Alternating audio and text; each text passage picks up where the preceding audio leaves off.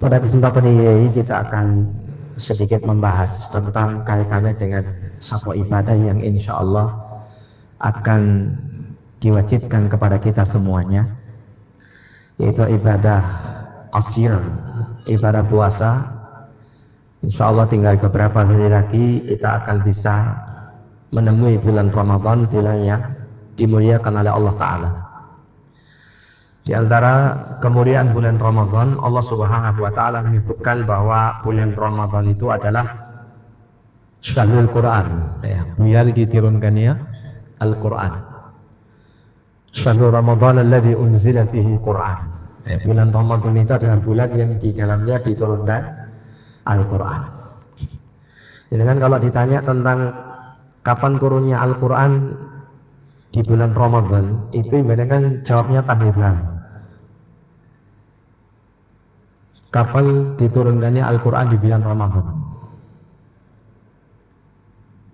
Kalau dalam Quran itu kan kita mendapati dalam surat Al-Qadar, Allah mengatakan inna anzalnahu fi lailatul qadar.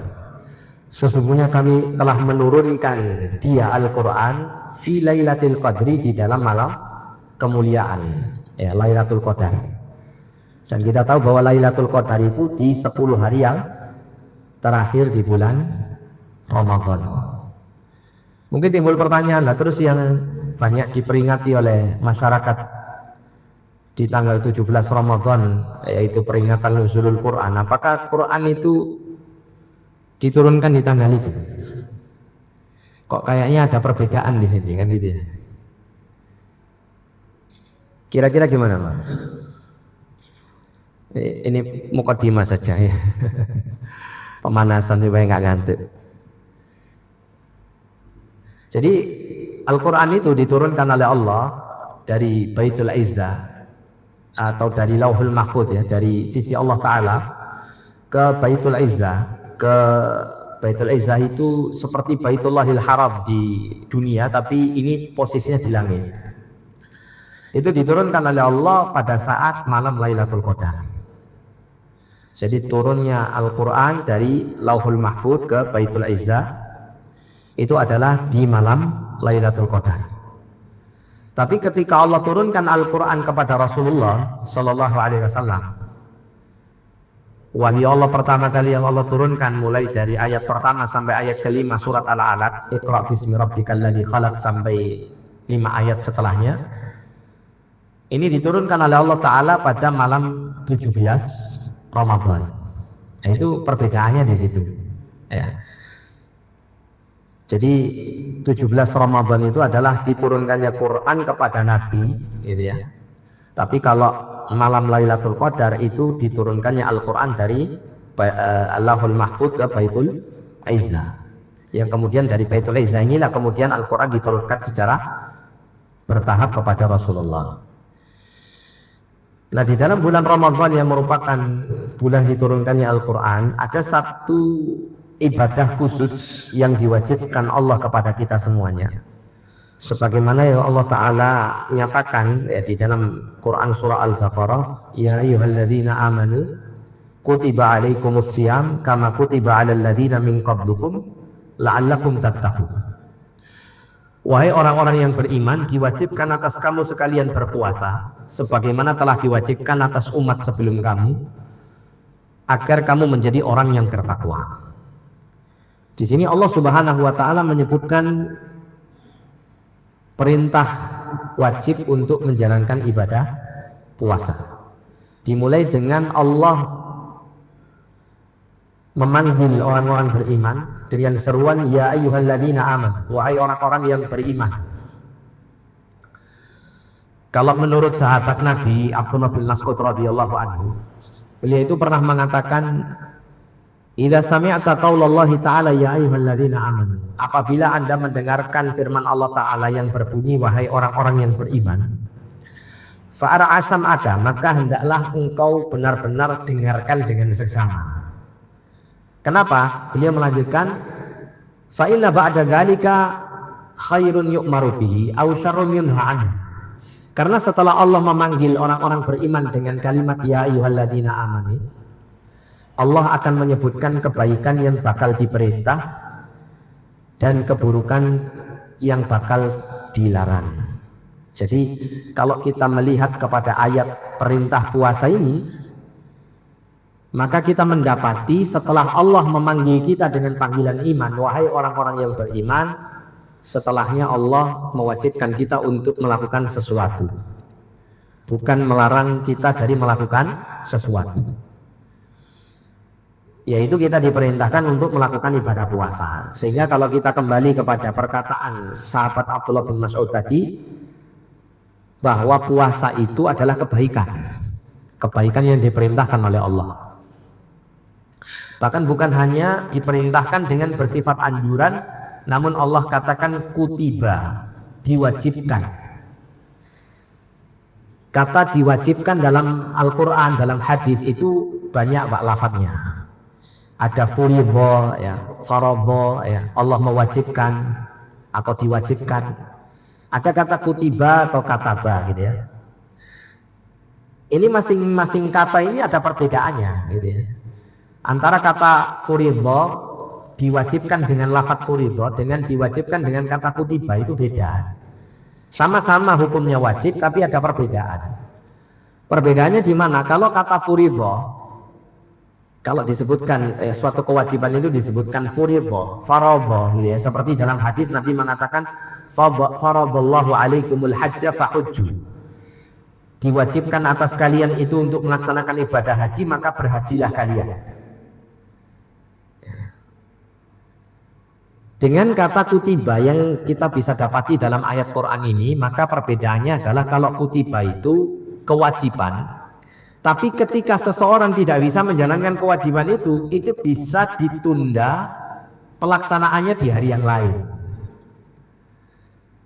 Contoh misalnya kalau puasa Ramadan, ada orang yang tidak bisa mengerjakan puasa karena alasan yang syar'i, nggak bisa dikerjakan di bulan Ramadan. Maka dia bisa menggantinya, mengqadha'nya di hari yang lain. Tapi kalau kata furidho itu nggak bisa. Ada satu perintah kalau dinyatakan dengan kata furidho, diwajibkan dengan lafadz furidho, itu tidak bisa diganti. Contohnya ibadah haji.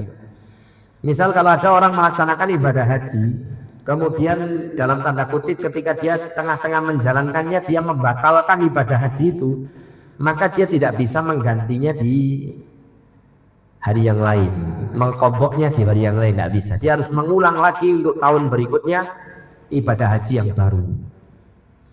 Nah, itu perbedaannya. Nah, di sini Allah mengatakan ya ayyuhalladzina amanu, wahai orang-orang yang beriman.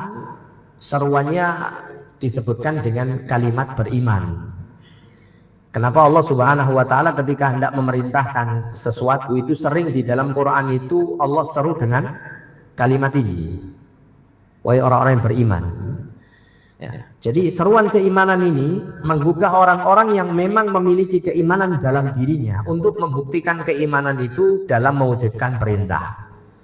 Karena orang itu beriman itu tidak harus tidak hanya yang ada di dalam hatinya saja yang dia yakini, tapi dia harus membuktikan iman itu dengan amal nyata.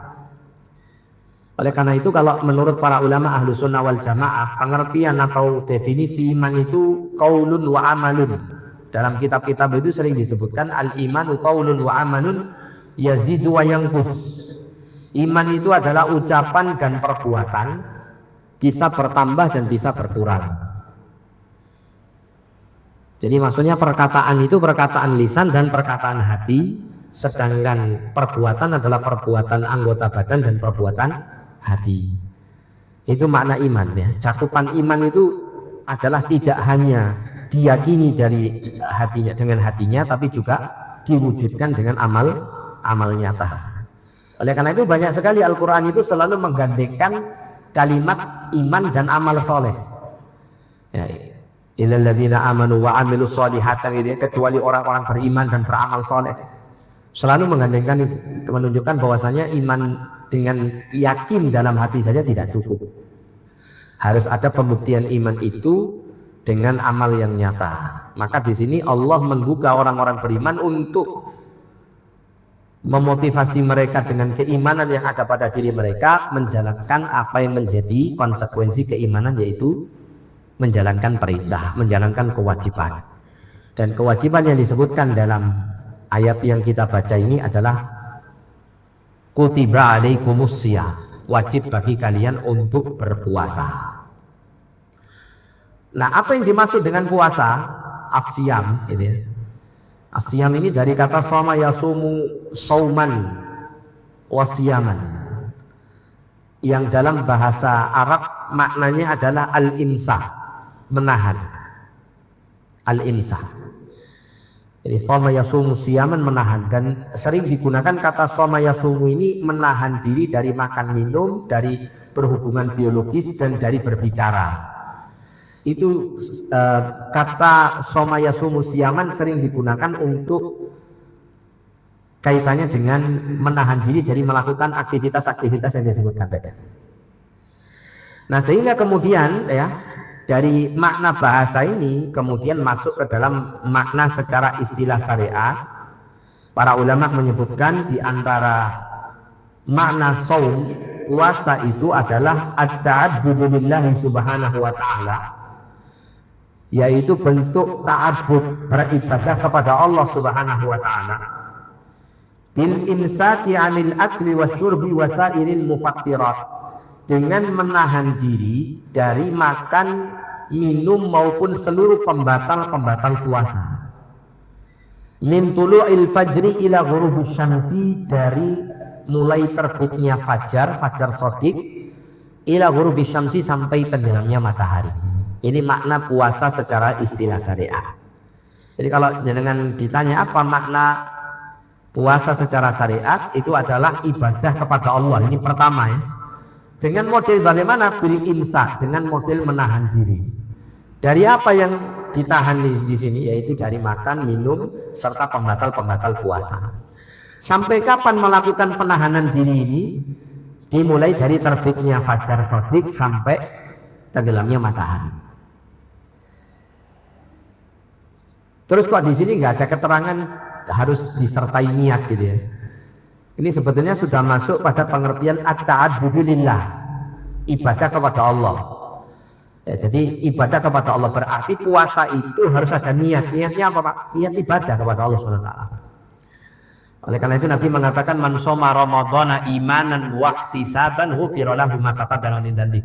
Siapa yang berpuasa di bulan Ramadan dengan dasar iman, mengimani perintah puasa itu sebagai kewajiban baginya, wa ihtisaban, dan mengharap pahala di sisi Allah karena dia menjalankan ibadah, dia meniatkan puasa Ramadannya itu adalah untuk beribadah kepada Allah, maka ghufira lahu ma taqaddama min dhanbi. Selain dia mendapat pahala yang besar, akan diampuni dosa-dosanya yang telah berlalu.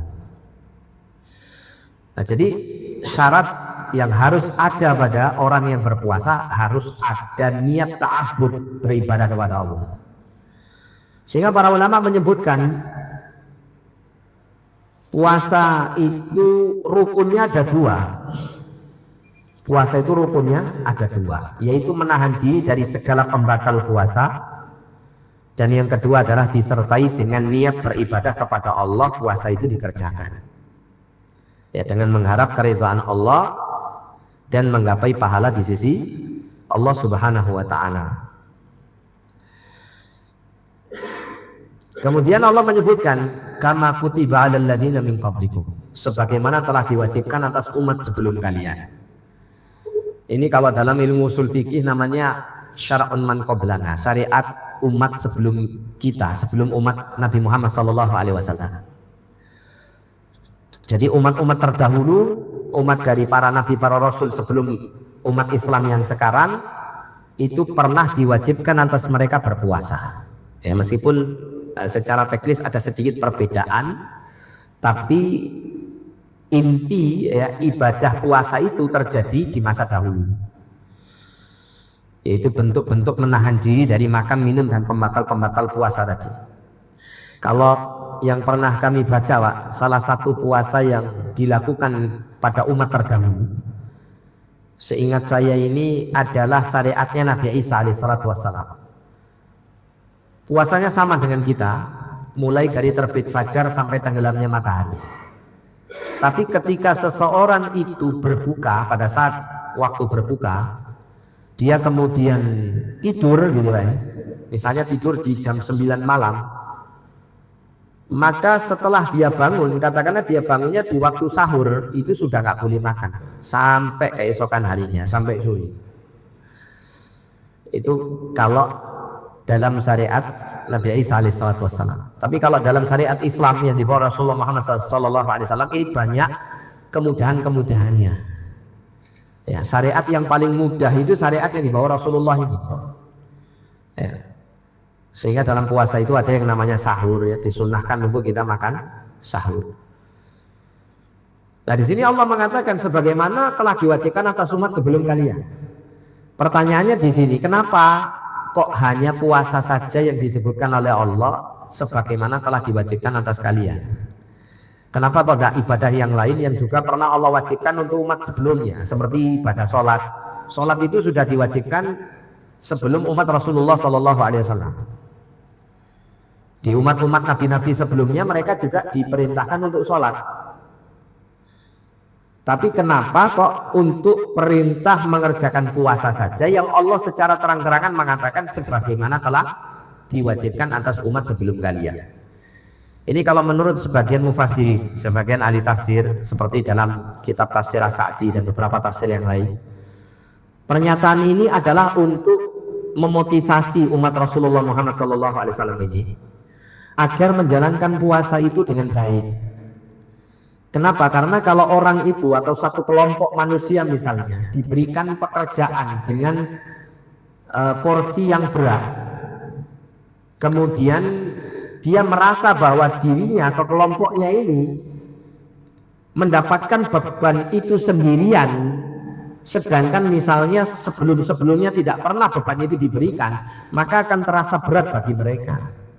Seakan-akan ini syariat memberatkan umat ini tidak memberatkan umat-umat sebelumnya. Kayaknya kok enak umat-umat sebelumnya daripada umat yang sekarang, kan begitu. Nah, sedangkan kita tahu yang namanya puasa itu termasuk ibadah yang berat, ibadah yang butuh kesabaran. Ya, bahkan dalam sebuah hadis disebutkan nisfus sabri, puasa itu adalah separuh kesabaran. Maka untuk bisa orang-orang itu menjalankan puasa dengan baik, maka Allah kabarkan bahwa puasa itu tidak hanya Allah wajibkan kepada kalian saja, wahai umat Muhammad, tapi juga umat-umat sebelum kalian. Juga diperintahkan kepada umatnya Musa, umatnya Isa, umatnya nabi-nabi yang lain, diperintahkan puasa atas mereka. Sehingga bukan hanya kalian saja, wahai umat Rasulullah SAW. Maka di situ diharapkan dengan kalimat yang disampaikan Allah tersebut memberikan keringanan bagi kaum muslimin, ya, untuk menjalankan puasa ini karena mereka tidak merasa terbebani dengan syariat berat ini sendirian. Ada umat-umat sebelumnya yang pernah diwajibkan dan mereka mengerjakannya dengan baik. Kemudian Allah menutup kalimat ayat tersebut dengan mengatakan la'allakum tattaqun, agar kalian menjadi orang-orang yang bertakwa. Jadi Allah Subhanahu wa taala menyebutkan jika engkau menjalankan ibadah puasa dengan baik dengan dasar iman dan mengharap pahala di sisi Allah sebagai sebuah ibadah kepada Allah, maka engkau akan menjadi orang yang bertakwa melalui puasamu ini. Dari sisi mana orang itu akan menjadi bertakwa? Yang pertama dari sisi dia menjalankan ibadah puasa itu sendiri sebagai bentuk peribadatan kepada Allah, menjalankan perintah Allah Subhanahu wa taala. Di situ dia menjadi orang yang bertakwa karena telah menjalankan ibadah. Perintah yaitu bertakwa, beribadah dengan puasa kepada Allah Subhanahu wa taala. Kemudian yang kedua, kalau kita perhatikan ibadah puasa ini, itu adalah ibadah yang mendekatkan kita itu dengan perilakunya para malaikat Allah Subhanahu wa taala. Sebagian para ulama itu menjelaskan demikian, seperti Al-Imam Al-Ghazali dan beberapa ulama yang lain menerangkan hikmah di balik ibadah puasa itu. Salah satunya adalah menjadikan kita ini berusaha untuk berperilaku seperti para malaikat. Yang mana para malaikat itu tidak makan, tidak minum, tidak berhubungan biologis. Mereka ya hanya fokus untuk beribadah kepada Allah SWT semata saja. Fokus beribadah kepada Allah tanpa disibukkan dengan makan, minum, dan hubungan biologis. Nah, ketika manusia yang seharusnya memiliki kebutuhan untuk makan, minum, hubungan biologis dan yang lain-lain, dalam satu bulan, di bulan Ramadan, ada waktu-waktu yang dilarang mereka untuk mengerjakan itu semuanya, dan berusaha untuk berperilaku seperti para malaikat Allah, tidak makan, tidak minum, tidak berhubungan biologis. Yang mana sebagian ulama menyebutkan sifat-sifat berupa makan, minum, dan yang lain-lain berhubungan biologis ini adalah bagian sifat-sifat hewani manusia, yang mana jika itu dipuasakan maka diharapkan akan mudah untuk muncul perilaku perangi-perangi para malaikat. Makanya kalau orang itu beribadah puasa dengan sebaik-baiknya, itu dia tidak hanya mempuasakan lisan atau mulutnya dari makan minum saja, tapi dia bisa mempuasakan diri dari mengucapkan kata-kata yang tidak baik, bahkan kata-kata yang kurang bermanfaat, itu dia bisa kendalikan. Termasuk dia bisa mengendalikan anggota badannya dari melakukan perbuatan yang haram atau perbuatan yang sia-sia. Kemudian diharapkan melalui ibadah puasa itu dia ringan untuk beribadah kepada Allah Subhanahu wa Ta'ala. Termasuk juga daripada ibadah puasa ini memberikan pengaruh positif, memberikan pengaruh untuk menjadikan orang bertakwa kepada Allah. Karena dengan keadaan orang itu berpuasa, dia itu bisa meninggalkan segala sesuatu yang sebelumnya dihalalkan oleh Allah Subhanahu wa Ta'ala. Makan, minum, hubungan biologis ya, kepada jalan yang dihalalkan itu kan boleh sebelumnya. Tapi kemudian di bulan Ramadan, pada saat orang itu berpuasa, dia diperintahkan untuk meninggalkan semua hal-hal yang halal ini. Semua hal-hal yang halal berupa makan, minum, hubungan biologis dan yang lain-lainnya. Dan kemudian baru dihalalkan setelah waktu berbuka telah tiba. Artinya begini, kalau orang itu dalam sekian jam dengan sekian hari dia bisa menahan diri dari sesuatu yang sangat dia butuhkan dalam kehidupannya, dia bisa menahan diri meninggalkan yang sebelumnya dihalalkan, lebih-lebih lagi tentunya dia diharapkan untuk sudah terlatih bisa meninggalkan yang diharapkan. Kalau orang itu bisa terlatih, bisa menahan diri meninggalkan makan dan minumnya yang haram, yang halal, maka lebih-lebih makan minumnya yang haram dia bisa tinggalkan.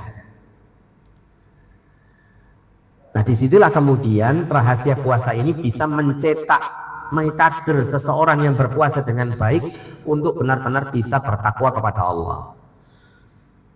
Jadi puasa itu tidak hanya ibadah yang kita kerjakan tidak makan tidak minum, tapi juga ada perenungannya, juga ada pembiasaan ibadah di dalamnya, juga ada usaha untuk melatih diri, menempa jiwa dan seterusnya. Dari kebaikan-kebaikan yang bisa dihasilkan dari ibadah puasa itu, yang pada akhirnya menghasilkan ketakwaan kepada Allah Subhanahu wa Ta'ala. Nah, kemudian karena tadi kita sampaikan bahwa setelah Allah menyebutkan panggilan seruan kepada orang-orang beriman, maka ternyata Allah wajibkan orang-orang beriman untuk berpuasa. Berarti puasa ini adalah suatu kebaikan yang diperintah oleh Allah. Nah, pertanyaannya di sini, kebaikan apa yang bisa dihasilkan dari puasa? Yang paling tampak selain dari kebaikan-kebaikan yang bisa secara langsung dirasakan di dunia, serta ada hikmah-hikmah yang bisa diambil sebagai pelatihan gitu ya, untuk orang itu menjadi orang yang bertakwa ketika dia berpuasa dengan baik, maka ada pahala yang sangat banyak yang bisa diperoleh dari ibadah puasa ini. Ada banyak dalil yang menunjukkan tentang hal itu. Di antaranya seperti yang kita sampaikan tadi, bahwa orang itu ketika dia berpuasa dengan iman dan mengharap pahala di sisi Allah, maka akan diampuni dosa-dosanya yang telah berlalu. Ini jelas satu kebaikan yang sangat kita butuhkan. Kita butuh supaya kita ini diampuni dosa-dosa kita. Kita tidak tahu lewat jalan mana kita mendapat ampunan Allah. Mungkin saja kita pernah berbuat dosa, ada yang pernah kita tobati, ada juga yang mungkin luput dari kita bertobat darinya. Maka kita butuh kebaikan-kebaikan Allah melalui amal-amal soleh yang bisa mendatangkan ampunan dari sisi Allah. Salah satunya puasa ini. Termasuk juga puasa, kata Nabi Shallallahu Alaihi Wasallam, itu memberi syafaat bagi orang yang mengerjakannya bersama Al-Quran yang selalu dia baca. Nabi Shallallahu Alaihi Wasallam pernah mengatakan, Al-Quranu wassiyam yas'ali lil abdi yaumal qiyamah. Puasa dan Al-Quran itu akan bisa memberikan syafaat bagi pelakunya di hari kiamat nanti. Yaqulus siyam, puasa akan mengatakan, ya Rabbi, wahai Tuhanku, mana'atuhu minat ta'ami wasyarab. Aku telah mencegah orang ini dari makan dan minum fil nahar, di siang hari. Fasyafi'ni fihi, gitu. Maka terimalah syafaat pembelaanku ini untuk orang tersebut.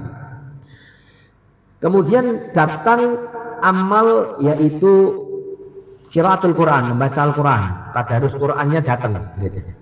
Kemudian juga mengatakan, ay Rabbi mana'tuhu minan naum fil lail. Aku telah mencegah, menahan dia dari tidurnya di malam hari. Maka terimalah syafaatku untuknya, pembelaanku untuknya, terima ya Allah. Maka kemudian kedua amal soleh ini memberikan syafaat, dan syafaatnya diterima sama Allah Subhanahu wa taala. Artinya orang yang menjalankan dua amal soleh ini, dan ini dua amal soleh ini bisa kita kerjakan di bulan Ramadan, gitu ya. Di siang hari kita puasa, di malam hari kita banyak membaca Quran, baik dalam sholat sunnah maupun di luar sholat sunnah. Maka ini bisa memberikan syafaat untuk kita di hadapan Allah Subhanahu wa taala. Kemudian juga ada satu yang tidak kalah pentingnya dan tidak kalah hebatnya, ibadah puasa ini mendatangkan pahala yang besar, yaitu Allah mengatakan dalam hadis qudsi, Allah itu menyebutkan, kullu amali bani adama yudha'af al hasanatu bi asri amsalih ila mi'ati dhi'fin. Jadi Allah mengatakan setiap amal anak Adam, amal kebaikannya manusia, itu akan dilipat gandakan pahalanya oleh Allah. Satu kebaikan minimal dia mendapat 10 pahala, sampai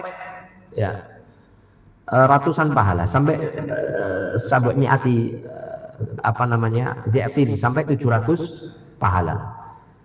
Kecuali puasa, kata Allah, inna siyam, inna saum, kecuali puasa, fa innahu li wa ana ajzibi. Kata Allah Subhanahu wa taala, ini kalimat yang perlu kita perhatikan. Allah mengatakan fa innahu li, sesungguhnya puasa itu adalah untukku, wa ana ajzibi, dan akulah nanti yang bakal memberikan pahala kepadanya. Kalau amal-amal kebaikan yang lain itu pahalanya sudah ditetapkan, Pak. Minimal 10 kali lipat pahalanya, maksimal sekian, sampai 700 atau beberapa kali lipat. Tapi untuk puasa ini Allah mengatakan wa ana ajzibi, aku sendiri nanti yang bakal memberikan balasan pahala untuk orang yang berpuasa ini. Artinya kalau Allah sendiri yang mengambil alih untuk memberikan reward, balasan pahala untuk orang yang berpuasa, maka ini tidak mungkin pakai hitung-hitungan matematika yang bisa terukur angkanya, atau bisa kita katakan pahalanya itu unlimited, tidak terbatas. Dan tentu pilihan yang akan Allah berikan bukan hanya kuantitas jumlahnya yang tidak terbatas, tapi kualitasnya tentu yang terbaik, karena Allah sendiri yang ngasih. Nah, ada satu rahasia kenapa kok sampai seperti itu pahalanya puasa ini, gitu ya. Kok sampai sehebat itu pahala puasa yang tidak Allah sampaikan hal itu kepada ibadah-ibadah yang lain. Meskipun bukan berarti kemudian kalau tidak disebutkan keutamaan sebesar ini, terus kita remehkan ibadah yang lain, boten, gitu. Contoh misalnya kalau sholat kok tidak disebutkan seperti puasa, gitu ya. Terus akhirnya ya wis lah aku tak mutune ora sholat, ya tidak bisa begitu. Tetap sholat adalah kewajiban, bahkan bisa mengantarkan kepada kekufuran orang kalau meninggalkan sholat yang wajib. Kita kembali di sini. Jadi kenapa kok puasa itu memiliki keutamaan yang sangat besar seperti ini? Sampai-sampai Allah mengatakan wa ana ajzi bihi, saya sendiri nanti yang akan memberikan balasan kepada orang yang berpuasa. Ternyata salah satu rahasianya adalah dari kalimat yang Allah sampaikan dalam hadis qudsi tadi, yaitu Allah mengatakan fa innahu li, sesungguhnya puasa itu untukku, wa ana ajzi bihi, dan akulah nanti yang akan memberikan balasan pahala untuknya. Kalau dalam riwayat yang lain, Pak, Allah menyebutkan dalam hadis qudsi itu, Allah menyatakan kullu amali ibni adam lahu, semua amal kebaikan anak keturunan Adam itu hanya untuknya saja, illa shaum, kecuali puasa. Fa innahu li wa ana ajzi bihi, sesungguhnya puasa itu adalah untukku, bukan untuk dirinya sendiri. Wa ana ajzi bihi, dan aku nanti yang akan bahkan memberikan balasan pahala kepada orang yang mengerjakannya. Nah, kalimat fa innahu li inilah yang menjadi alasan kenapa Allah memberikan balasan pahala tanpa batas kepada orang yang berpuasa. Allah mengklaim, menyatakan bahwasanya puasa itu adalah ibadah yang khusus untukku. Para ulama menjelaskan apa maksudnya di sini. Maksudnya begini, Pak. Puasa itu adalah ibadah yang bersifat sirriyah, ibadah yang bersifat rahasia, tidak bisa dipertontonkan kepada orang, tidak bisa diperdengarkan, tidak bisa dipamerkan dengan penampakan zahir perbuatannya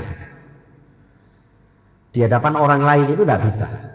Artinya kalau ibadah model seperti ini, itu ibadah yang paling besar peluangnya untuk bisa ikhlas. Sedangkan ibadah yang paling dicintai Allah salah satunya adalah paling ikhlas, benar-benar murni untuk Allah Subhanahu wa taala, bukan untuk yang lain. Tidak ada orang itu ngerti, misalnya semua orang berpuasa di sini kecuali 1 atau 2 orang.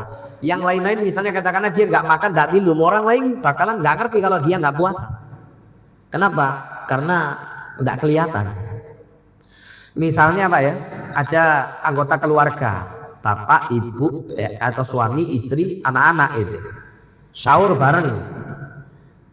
Terus si bapak atau suami ini berangkat kerja, misalnya kerjanya itu sering di jalan, panas-panas gitu ya.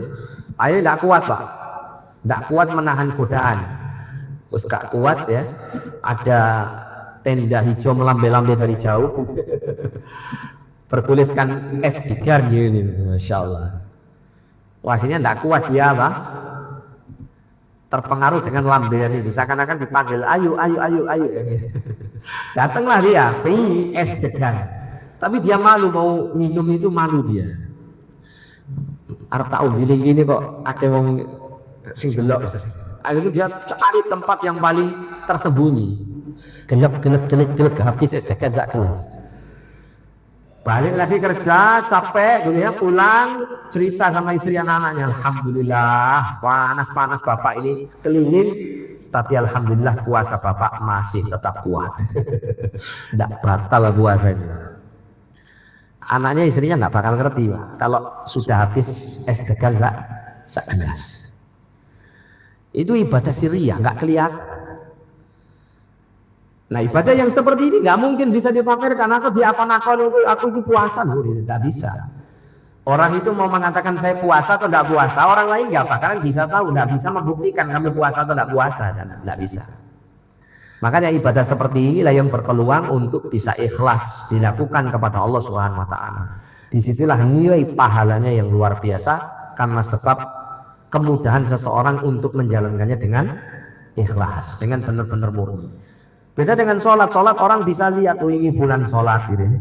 Atau baca Quran, kelihatan pegang Quran, atau suaranya terdengar baca Quran.